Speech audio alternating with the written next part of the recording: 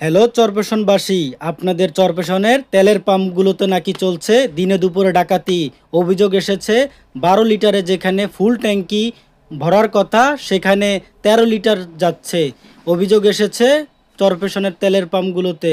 আমরা যাচ্ছি সুজুকি শোরুমে, কারণ আগে ইঞ্জিনিয়ারদের সাথে কথা বলতে হবে, যারা গাড়ির টেকনিশিয়ান আছে। জেনে নিব তাদের মুখ থেকেই যে আসলে কত লিটারের ট্যাঙ্কি ফুল হওয়ার কথা। সুজুকি সার্ভিস সেন্টার আছি, হেড টেকনিশিয়ান।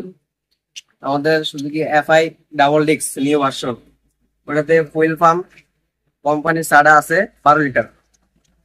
সর্বোচ্চ 12.5 লিটার তেল আটার সম্ভাবনা আছে, কিন্তু এর বেশি আমার জানা নেই। যদিও থাকে পাম্প আলাদা কি করছে না সেটা আমি জানি না। সর্বোচ্চ 12.5 লিটার তেল আটতে পারে। মানে আপনি বলতে চাচ্ছেন ওই গাড়িতে 12 লিটার তেল পর্যন্ত অফিসিয়াল ভাবে দিক নির্দেশনা দিয়েছে। হ্যাঁ, ওর দিক দেওয়া। আপনার কথা মতে 12.5 লিটার হতে পারে, হতে পারে। কিন্তু বেশি হয়ে গেলে এটা আপনারা জানেন না। চরফেশনে রয়েছে দুটি তেলের পাম্প, একটা হচ্ছে মেসার্স ব্রাদার্স ফিলিং স্টেশন, আরেকটি হচ্ছে messrs N Mohammad filling station. চলে গেলাম তাদের কাছে, জেনে নিব তাদের কাছ থেকে আসল মূল ঘটনা কি। আমি কিছু না, আমরা জানি আমি ওই যে আর তেলটা লিখতেছে না, লিখে দিতেছে ইয়ানের মধ্যে আমরা চুরি রাখি। আমার বুঝলাম ইয়ানা আমরা বেচে কিনে করি, সন্ধ্যা পর রিডিং নিয়ে আমরা টাকাটা তেল দিই। ইয়ানা আমাকে বেচে কিনে লাভটা কি? আর আমরা তো কোম্পানি মাস্টার দিতেই আছে টাকা, আমার এটা চুরিটা আসবো করতে।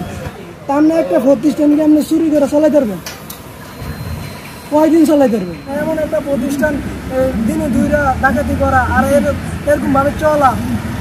তাহলে আপনি বলতেছেন যে তেল নিয়ে আপনাদের যে অভিযোগটা এসেছে, এই অভিযোগটা আসলে জিনিসটা হচ্ছে তাদের ভুল হচ্ছে। এখানে আপনি বলতে চাচ্ছেন যে 12 লিটারের জায়গায় 13 লিটার 13.5 লিটার হতেই পারে, হতে পারে, এটা বিভিন্ন কারণে বা গাড়ির বিভিন্ন সমস্যার কারণে এগুলো হতেই পারে। এগুলো ব্যাপার না। শুনতে পেলেন তাদের মুখ থেকে, বিষয়টা নাকি স্বাভাবিক। তাহলে আমাদের আর কি বলার আছে, আমাদেরও মেনে নিতে হবে বিষয়টা আসলেই কি স্বাভাবিক। মেনে নিলাম স্বাভাবিক, 12 লিটার তেলের জায়গায় 13 লিটারের ওভার হয়ে যায় কিভাবে, জানতে চায় সাধারণ মানুষ, বুঝতে চায় সবাই। আমরা চাই সঠিক তদন্ত হোক, বুঝে শুনে সবাই তেল ভরুক। আমরা চাইব মানুষ যাতে কখনো প্রতারিত না হয় প্রতারকের কাছ থেকে। তারা বলছে চুরি ডাকাতি করে কি ব্যবসা চালানো যায়? আসলেই চুরি ডাকাতি করে ব্যবসা টিকিয়ে রাখা যায় না।